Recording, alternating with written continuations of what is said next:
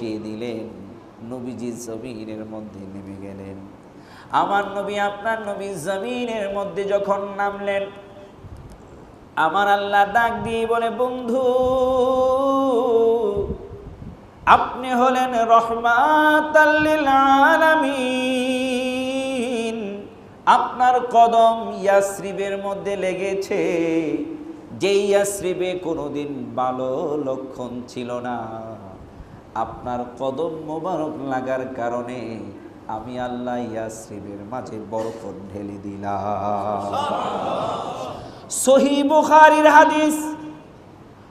আমার নবী বলেন, ওয়া জুইলাত লিয়াল আরদা মাসজিদান ওয়া তাহুরান ফাআইয়ুমা রাজুলিন মিন উম্মতি আদরাকা সালাতি ফালিয়ুসাল্লি।